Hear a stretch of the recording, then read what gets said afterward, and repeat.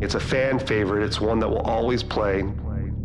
I knew it was special, and you're just hoping at that point that you don't fuck it up. It is unconventional while being conventional at the same time. When we play that song live, it feels more of like a victory. When we notice something that we do a lot, then it's like our mission to strip it out.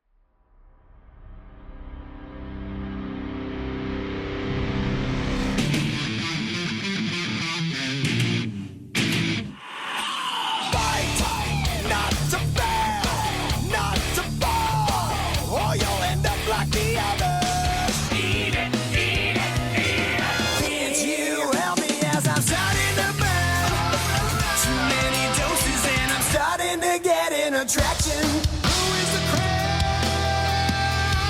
Happens through the cage as we perform here up on the stage.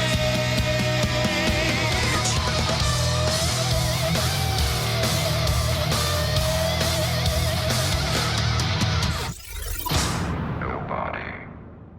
Hello, everybody, and welcome to TRAX, the official Avenged Sevenfold podcast, hosted by myself, Bees, where we take you through the Avenged Sevenfold back catalogue, one track at a time. And we like to come in as hot as possible on TRAX, and this might be the hottest, spiciest take we've ever fired at you in the history of this show. Certainly straight out of the gate, anyway, at least, maybe. Anyway, you'll be able to tell that Buried Alive from 2010's Nightmare album is the song that we're going to be looking at on this episode. You know that as you've taken the incredibly wise decision to click on it.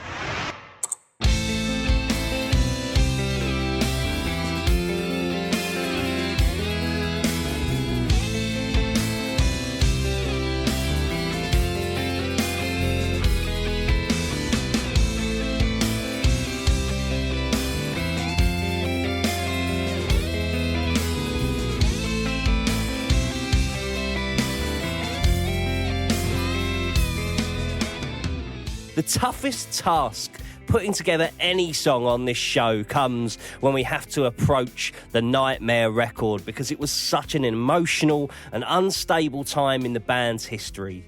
Memories are justifiably a little shot and fraught when we cover this album, but when I was asking about the recording of this song and how the subject matter must have made this song particularly difficult to record, here is Mr. M Shadows with a pretty huge statement on how he feels about this song, and Zachy with some follow-up on how the band's emotions ran through the blood of the Nightmare record. Hey, I can't live in here for another day.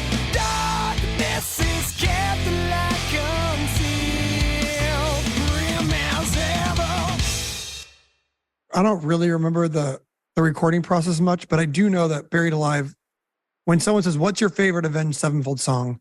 Buried Alive always comes right to the front of conscious. It's one of my favorite things we've done. I think it has some shortcomings that, and that's purely on a production level. I think if we knew then what we know now, we could have really let that song sing.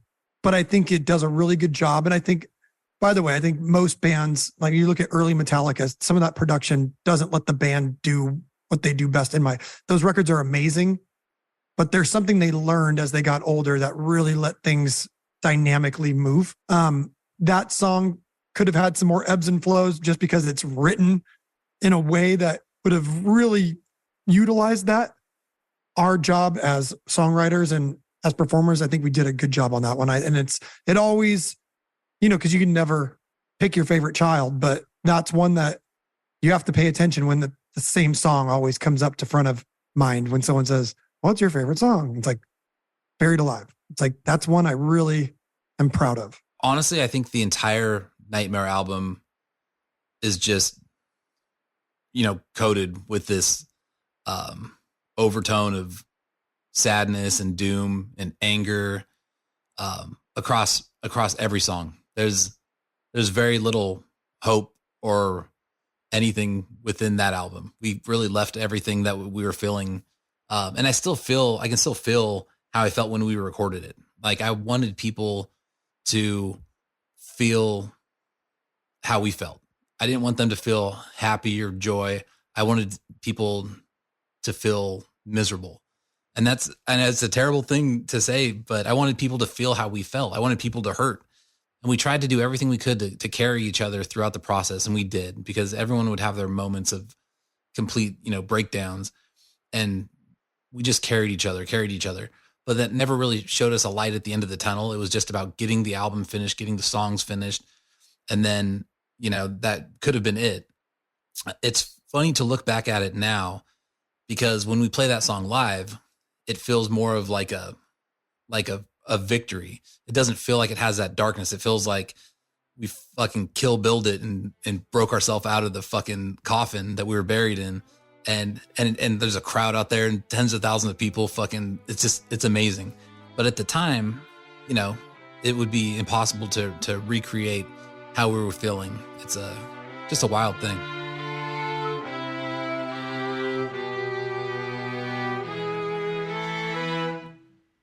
Now, to suggest that there is a blueprint for the hard rock or metal epic would be that little bit too simplistic to that type of song, but there is something of a lineage for the type of song that you'd put Buried Alive in league with. To paint the picture further, we're talking about songs that start with something simplistic and minimalist, but go on to create an almost cinematic universe across the length of a song, with thrills and spills and through various moods and tones, and all wrapped up with a dramatic flair that returns us to the literal definition of the word that I mentioned earlier, epic. We'll mention a couple of the songs that we're talking about a little bit later on, but here's Matt on the starting point of Buried Alive. Well, I remember Brian had the intro riff forever. He would play it all the time, and I knew that riff had to be in something.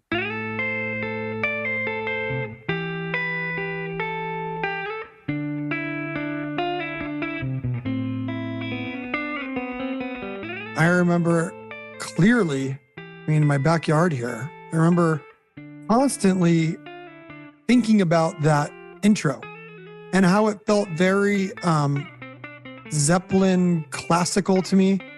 And I knew it was special. And you're just hoping at that point that you don't fuck it up.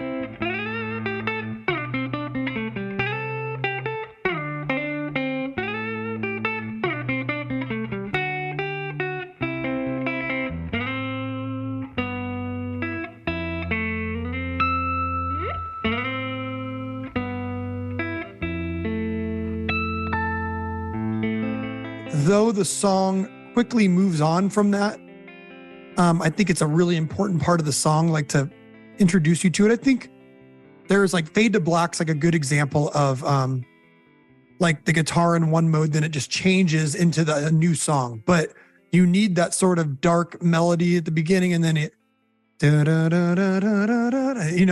it all moves and it changes modes, and you feel like you're going from a dead man into like daisies and the bright sunlight all of a sudden. I know we were cognizant of using this in a way that was really cool, the intro guitar. And then we were really like looking for the ability to not do a ballad, but to have a ballad blended in a different way. And I think One's a good example, obviously, where you can have a song that feels serious and there's moments of heaviness, but how do you pay it off? And we wanted to pay it off by having the song just shift gears and like turn into something heavier. Take it down now, burn it all out, throw you all around, get your fucking hands off me! I wanted it to just be depthy and not just a ballad, but do like basically what I called it is the Bohemian Rhapsody of ballads. is kind of what I wanted to do. And so this kind of started off and I had those were all like vocal melodies, that I had that I wanted to kind of put together. And that's why it's a very melodic intro, because, it's vocally driven. It's melodically driven. I've told you before, I personally don't wish that any of the stuff that I've done that didn't make the record ever made the record. And thank God, this is another one where the checks and balances just really, really shine through. And so we kind of just began to kind of make this thing. And at my time, a little bit much to my chagrin, a touch, I guess, or touch to my chagrin, as I should say. I kind of wanted there to be an epic ballad, but because of the type of stuff we were writing, I was really, really, really excited about it. So, it's got this crazy intro, kind of a classic-ish sort of intro. And then we kind of get into some traditional duels, and I think it's pretty cool. But then I really thought that we could do this kind of ballady verse and keep it like that. That way, when it gets a little heavy, there's a lot of dynamic. But I know that there's a lot of stuff out there where it's like, oh, it's slow and then it's heavy. And I just didn't want it to sound like anything. And it's very easy to just make the fucking song long and adventurous, and then it doesn't sound like anybody, right? But it's artificial if you're doing that.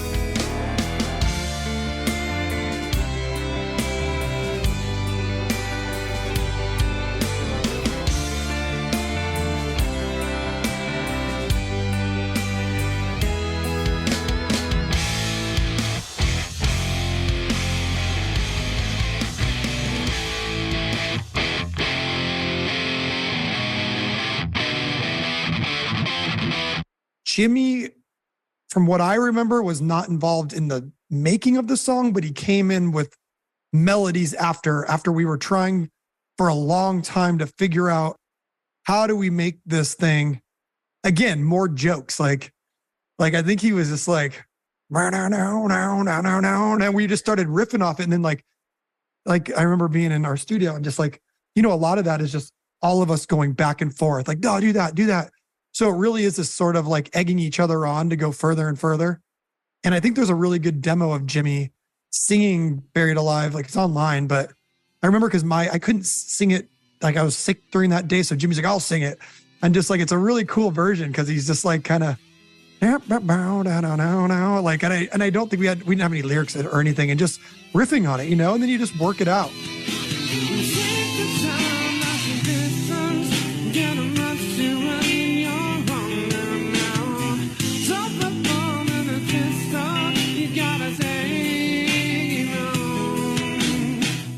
I couldn't really think of a good melody, for that. We were kind of struggling. That's where Jimmy came in. Take the time, da, da, da, da. And when he started singing that, like, again, fucking goosebumps. I had ideas for the pre-chorus. Still I'm on my way, but with a harmony, and it turned out to be pretty cool sequence. And then we had this sort of, and we all took turns singing on it. And I'm sure that everybody remembers it as Jimmy's vocal, but the majority of it is a vocal that I wrote.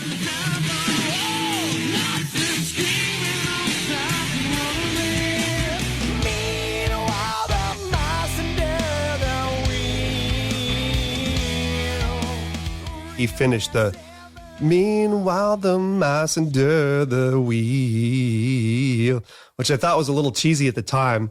It's a little bit of a Lennon bite.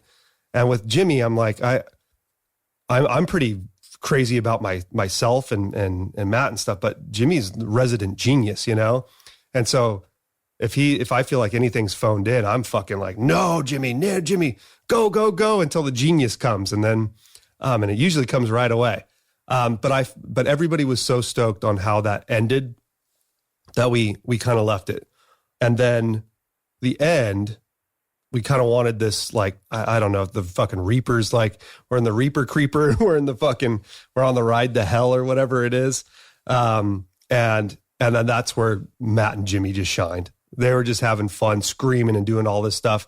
I helped a little bit with the riffs, but really, to say that it was a part of me would be disingenuous. It's those guys that just really took this left turn with the song and had a lot of fun with it. It was really fun watching them scream random funny shit. The Jimmy idiosyncratic melodies or rhythms and stuff that just you don't think are going to work, but just add that character, that make it so it doesn't sound like old Pantera or like it's unique. Now it's us. It's got a quirkiness, but it's serious. It's beautiful.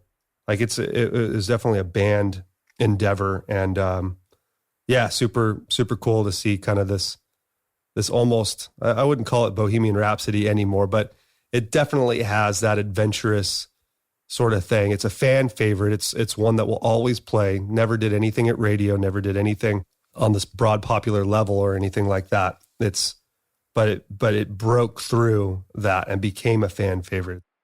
Think of the big hitters within the history of guitar music and the bands and songs that I'm about to name check. And they may all follow a similar blueprint in terms of song structure, but what sets them apart and ultimately makes these bands the measuring stick for all things loud and heavy is character. Led Zeppelin's Babe, I'm Gonna Leave You. Metallica's Fade to Black was mentioned by Matt earlier. There's Guns N' Roses' Civil War. My Chemical Romance, Welcome to the Black Parade. Megadeth's In My Darkest Hour. Pantera's Cemetery Gates. Can I say Ascensionism from the new Sleep Token album without everyone losing their shit? Probably not. So I'll say Cosmic. The philosophy on all of these songs might remain the same, but when played through the filter of a legendary band who know what they're doing, each of these songs sound distinctly unique. So, to sum all that up, what is it about Buried Alive that follows this mould while sounding distinctly and unmistakably Avenged Sevenfold? You know, for me, I think that this song ends up being more of a classic Avenged Sevenfold song for a few reasons. One, you got a great, clean guitar riff from Sin to start it off. It's a great riff. It's kind of the precipice of it. You know, you hear that, you got to make a whole song out of it, and then you start putting a song together in the way that we do. And yeah, you can make the references to other songs that have done the soft verses into the heavy choruses, and we've heard that before. However, with this one, I don't think I've heard an approach to the vocal melody specifically like this. I mean, even down to the verse melody is very, I don't know, almost R&B like if you really listen to just the melody. Of course, it sounds different through our filters and everything, but it's the basis of it is really pretty much an R&B style verse melody, and then kind of a, in my opinion, unconventional chorus. Hey, I can't live in here for another day. Darkness is kept the light concealed. Grim as ever, hold on to faith as I dig another grave. Meanwhile, the mice under the wheel, real as ever, and it seems I've been buried alive. Just the way that the structure of the melody sits over it is not very orthodox to me, which I think those two things right there kind of separate it and make it more Avenged Sevenfold than anything else. It's a great song that can be compared to other great songs for sure, and I believe it stands up next to some of those classic songs. But as far as making it's an Avenged Sevenfold song, I think once, just like everything else, once you put it through the filter, once you put the idea through our filters, yes, it becomes an Avenged Sevenfold song. And then, of course, with the end, just going into the heavy, simplistic droning, and that just kind of, again, that kind of takes you down to hell in a way, you know. And I think that's another thing that just makes it a little different, you know. And you got the anthemic part at the end, you know, get your fucking hands off me, you know, like that. Those things, like when you play that song live, you feel that anthemic back at you, which is, I don't think is very typical for the way to end a song that's almost ballady, you know? So I guess what makes this song not just a classic metal or hard rock song and an Avenged Sevenfold classic song is just that it is unconventional while being conventional at the same time. I mean, the reason it really has our signature sound is because just the way that our performance, the way that we perform that song in the studio live, Matt's vocals, the way that me and Brian attacked the guitar leads and the riffs, and the way that the drums were written. I mean, Jimmy was a monster on the drums, and he loved, the classic metal shit. And we all listened to Master of Puppets and all that stuff, and just the, Dave Lombardo stuff, and just stompy, super heavy metal drums. And before he passed away, he incorporated that into the song, into the demos.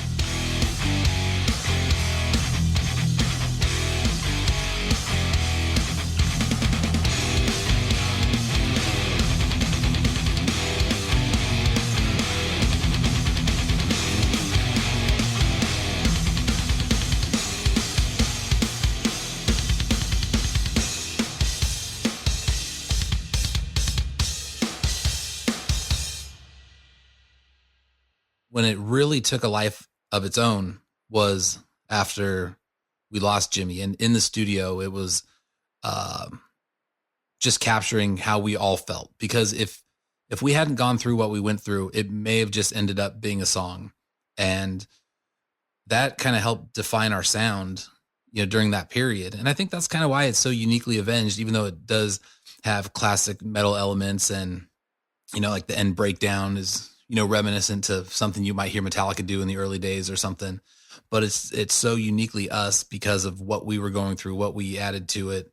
And, I think that even listening to it today, when I hear that, it's not like an attempt, of paying homage to metal bands. It was like where we felt we needed to be, what was in our hearts, the music that we loved, and just, a whole layer of darkness over it because of everything that we've been through.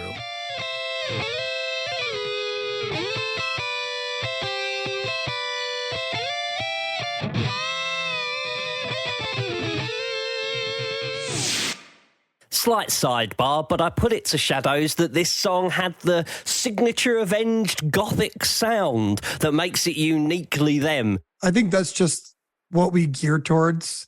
And you shouldn't say that to Sin, because if you say it to Sin, he's gonna try to strip out that element.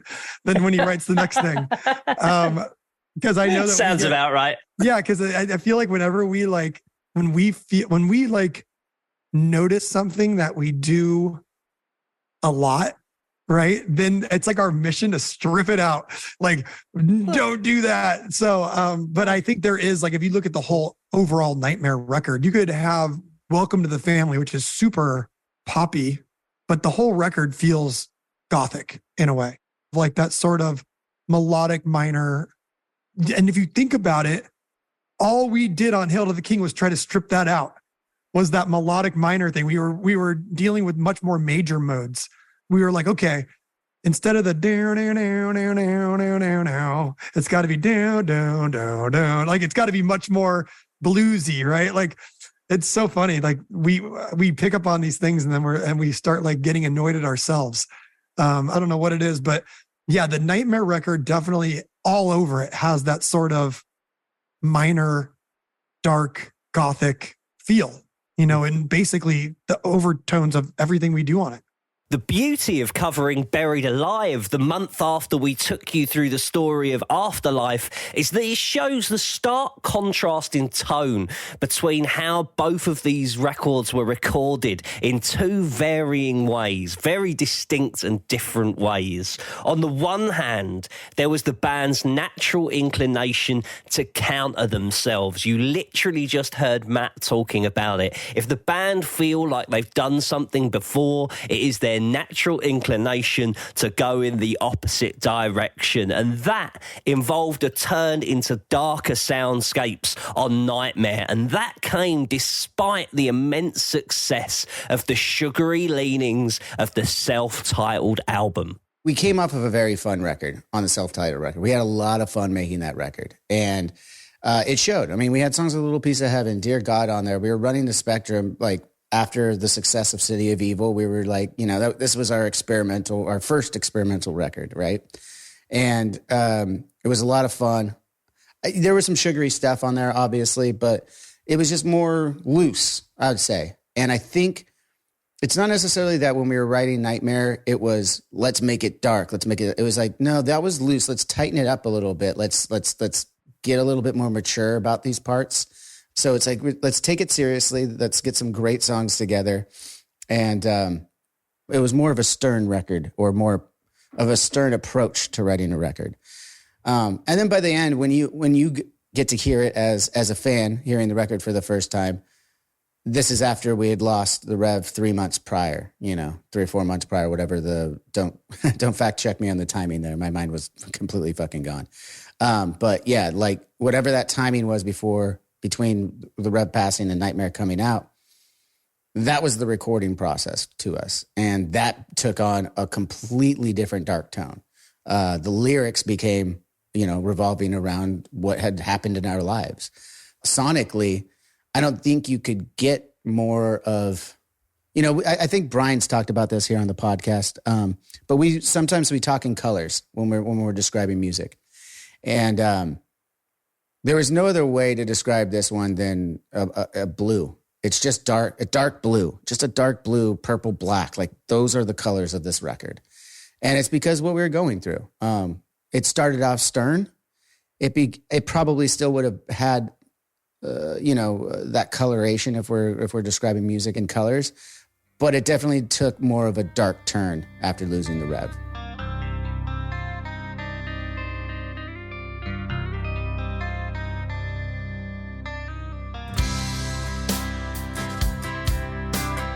Yeah, so it's like the record in its entirety is pretty dark. It's got old school Avenged elements, but for me, like I at that point, especially coming off the incredible ride that the self-titled record was, it just had to be serious. It couldn't be throwbacky at all, and still just like poppy over it. Like it was a serious endeavor, and that was kind of the way to do it at that point, was to just make a very dark and serious record. So if anything got a little too cute or too sugary, we were all very anti it. We definitely wanted to write a big boy serious record and not just like fuck around and throw anything cute around and have a good laugh about it. This was definitely more of a challenging, little bit of a painstaking record overall. And it was pretty poetic, because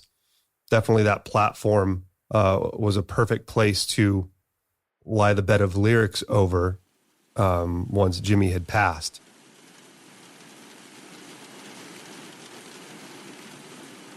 After Jimmy passed away, it rained in Southern California, like hardcore pouring rain, for longer than I've ever remember living here. It just wouldn't let up. It was weeks and weeks and weeks of just pouring rain.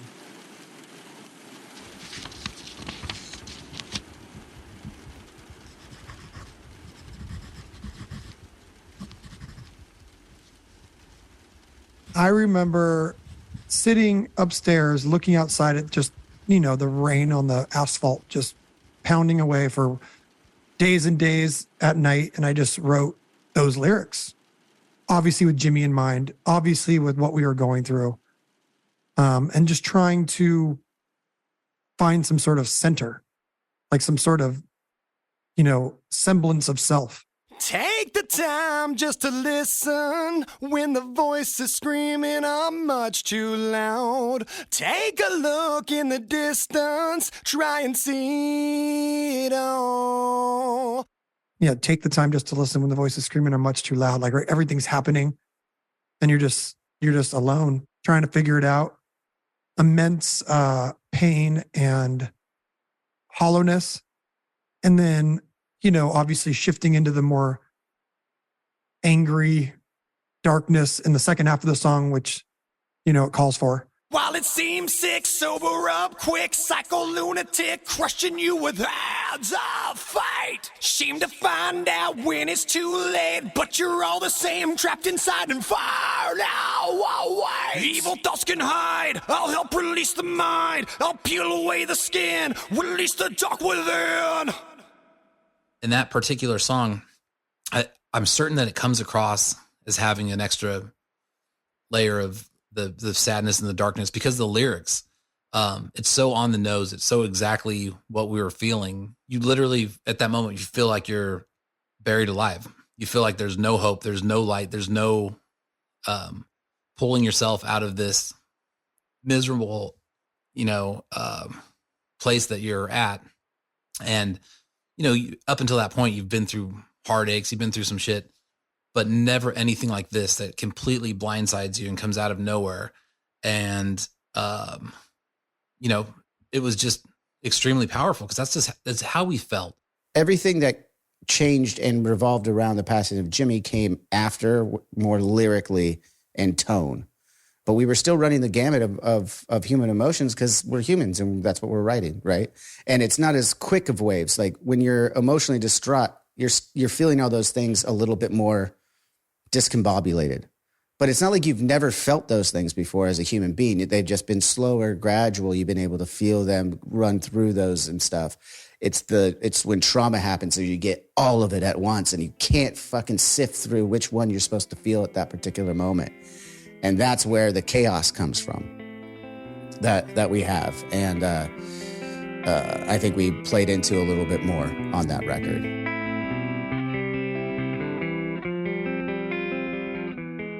Chart positions are something that rarely come up on this show, but Nightmare holds the distinct and unique accolade of being the band's first #1 album. A #1 album is an achievement that such a small percentage of bands can lay claim to, but Avenged Sevenfold sit justifiably in that elite club. Nevertheless, it came up naturally in conversation with both Johnny and Zachy that this was the band's first #1 album. And you got to remember, as Johnny has mentioned before on this very show, Avenged Sevenfold are a band that celebrated their first video shoot for Unholy Confessions by getting wasted in a limo across Los Angeles, California. And this was the band's first #1 album. It's a huge moment in a band's lifespan, especially a band that have been friends since they were teenagers and dreamt of a moment like a #1 album.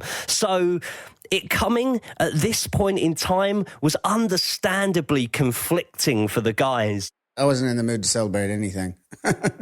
Let's be real. Like there was just no mood to be celebrating. I mean, sure, after the initial shock, you kind of get a little happier but then it's bittersweet. Like you're numb first, I think. At first, it's just, I don't know what to feel. Shortly after that, it's like, oh, well, that's good. It's good we got this done. It's an accomplishment. It went #1. It's Jimmy's last piece of music. We did it justice. We did an accomplishment, and then it's bittersweet again. Right back to but he's not here to celebrate it with us. So what am I celebrating? I literally didn't give a fuck about anybody else in the world except my bandmates and Jimmy. I was determined to do anything that I could, move heaven and earth and fucking go through hell to give that guy a #1 record because I truly believed he deserved it. We get fucking snubbed at the Grammys. I don't fucking care. I don't never fucking cared about any of that shit. And I never will care. But I did care about this because I think that guy deserved a fucking proper send off for a brilliant, talent that he possessed. And the album it's one of my favorite albums. No matter who would have written it. And it had to be #1 just to fucking rub it in everyone's face in the entire world and feel how we felt, and show the testament of what we were capable of and how strong of people we were and what we had to do to get there. And it wasn't like a celebration like, hey, this is going to be a huge party. We're popping bottles of champagne or whatever. It was like more of like a sigh of relief, like, fuck, we did it. And now we can go sleep for a fucking month, kind of, even though we weren't granted that opportunity, we weren't able to take any breaks, but it was just like getting through that process was so tiring, so draining.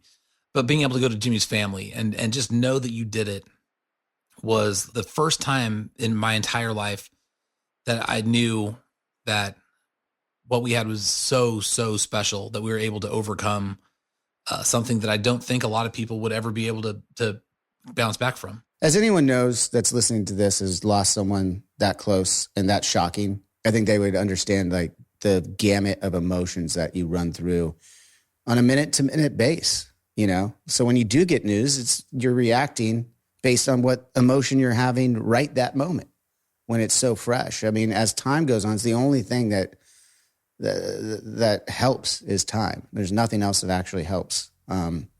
And I don't even know that as I get older, I'm not even sure that it actually helps. I think you just get preoccupied with other shit because you just got to keep living your life. Because it still hurts the same when you think about it. It's just you're not thinking about it as often, I think. We are talking Buried Alive, and just before we get into music theory with Sin, let's not forget that this song has some mighty fine heavy metal going on.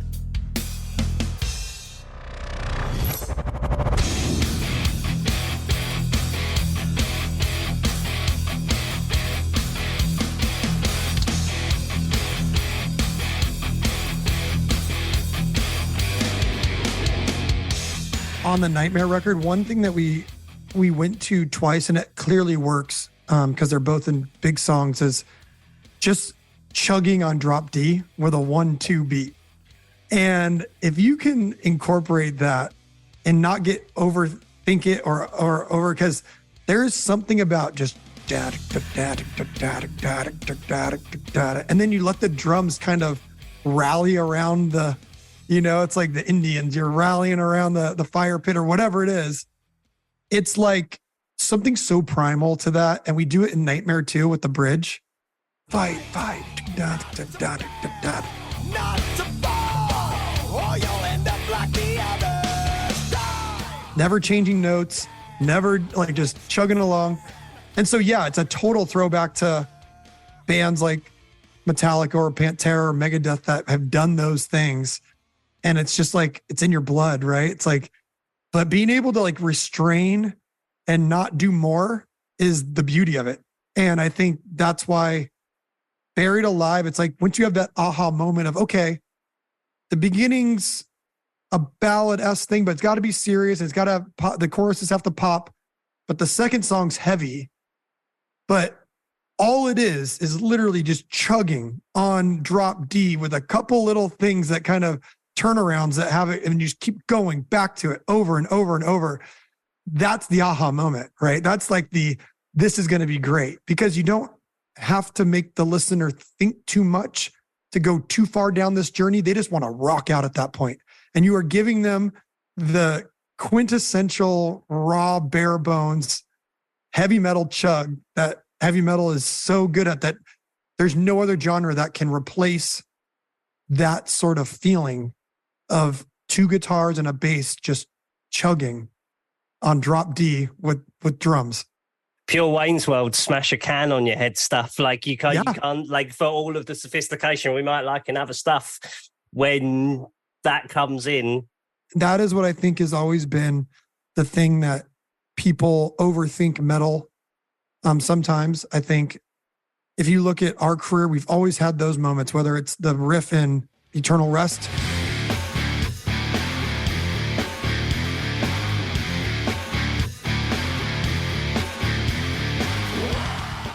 pure Southern, just metal, like simplicity, Critical Acclaim.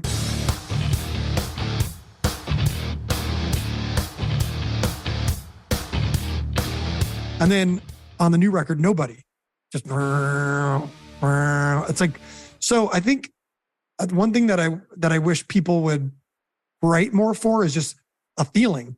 Like that's a feeling. And as soon as you complicate it with more notes and you start, it just takes away from the raw power of what you're trying to get across. Because a lot of times the air that's pushing through your speakers, or just the raw, like one of the greatest riffs of all times, Diamond Eyes by Deftones, same thing. It's just grinding into your skull because it's just drums and a riff, and there's just something great about that. And as soon as you throw a couple notes in there, it really ruins it for me, anyways. And you see some of these classics. That's what they did. They were grinding on a feeling. And it's awesome. Seem to find out when it's too late, but you're all the same, trapped inside and fire. Evil thoughts can hide. I'll help release the mind. I'll peel away the skin, release the dark within.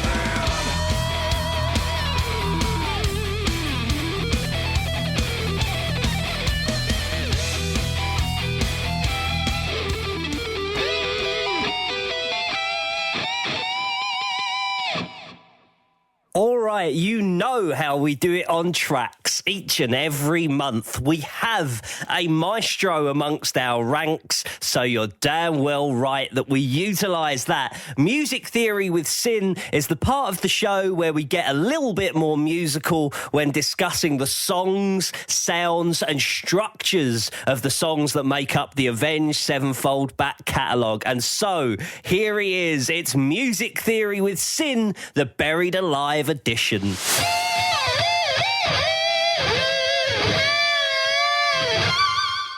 I mean it as a compliment when I say it's very clean. To anyone listening, you don't have to be a musician to hear the guitars that open Buried Alive and hear how pristine and clean that is to kind of get an idea of what we're talking about. Yeah, so we kind of wanted an old school vibe. I mean, you could have done this song so many different ways, you know, but we wanted to kind of go old school in the beginning and then modern towards the end. Could have been completely the opposite. We could have gotten like this crazy sparkly chorused out intro and then super saturated guitars at the end and all this kind of stuff. But we did it a little differently, and I'm glad that we did.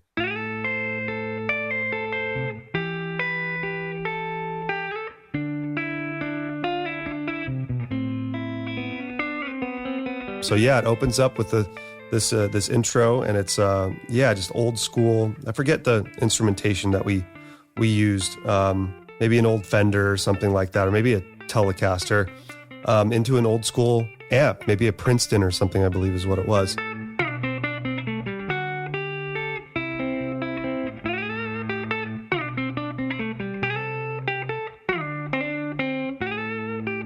And just let the instrument speak for itself rather than doing the 80s overproduced, you know, glossy, whatever, which I love. I'm not saying that in a negative way.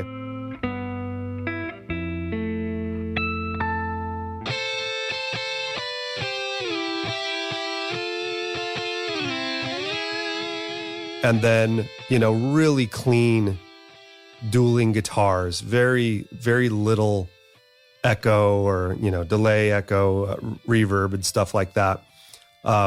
Which again, you know, when you're listening to those old school metal records, I mean, it's just, it's so wet, you know, it's fucking, there's not a dry instrument to be seen or heard in that era. And to kind of do the opposite with it was cool. But we're, you know, at that point, you know, we didn't have any problems getting clean takes in the studio.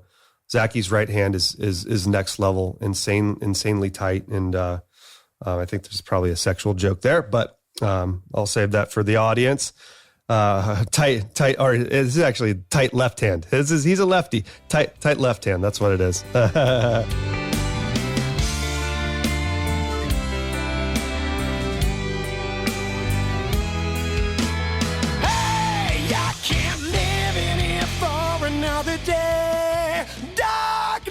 Is kept the light concealed.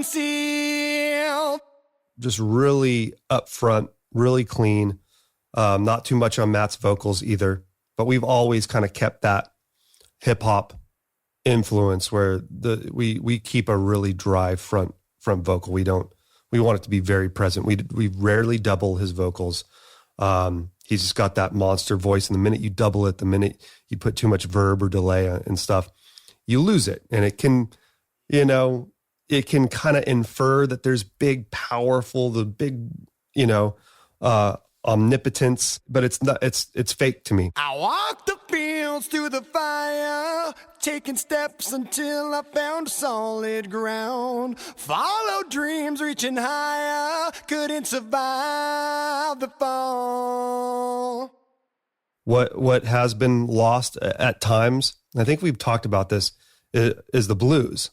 And being a huge Zeppelin fan, I really wanted to, you know, I didn't want to just rip off Stairway to Heaven, and it didn't come from that at all. It was definitely integrating the melodies. I had the ideas for these songs and stuff, but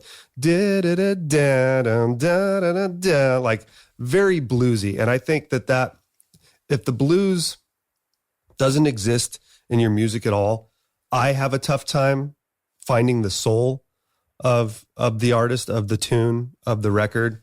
And one thing I'm really proud of is our modern approach to blues. And that's to me a great example of it. And even the melody that Jimmy writes, take the time just to listen, that's fucking blues, you know?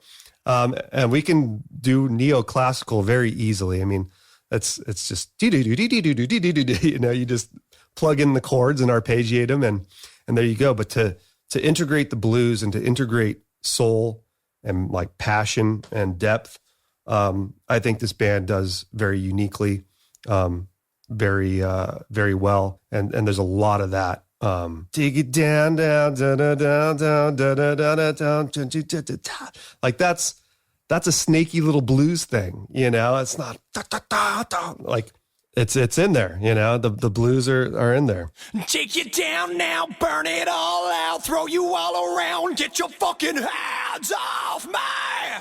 How do you find those melodies? Because the dual leads that usher in the first verse in particular, like I really love what the counter melodies do throughout this song. When you're finding them, is that a you and Zachy thing, or is that a you like driving yourself mad in a room thing? Like, is it fun? Is it frustrating? How do you find those dual counter melodies? Because usually people just do the Thin Lizzy or Metallica thing, right? Double up on those things, but these are counter melodies for sure. Yeah, I think Zachy would agree that, you know, certainly the nerdiness of it is my domain. Whether he comes up with it or I come up with the melody, I'm definitely making, you know, the sub melodies, whether they're contrapuntal or whatever they are, the different types of motions, you know, contrary motion, oblique motion, whatever it is. I just like it to fit. And it's just a taste thing. And it's not incredibly difficult. When it's fast, it's definitely difficult, but that one wasn't too difficult. I just, you know, it's slower. I just don't like it to end on, I just don't like the melodies to be parallel. So I like things to end on a third. But again, it can be too sugary. And sometimes you want to add those fourth and fifth intervals in there. And sometimes more so if there's like bluesy elements, you'll have the fourth and fifth types of thing. So it's just a taste. There's no rhyme or reason for the madness. It's just what you hear and what you want it to sound like.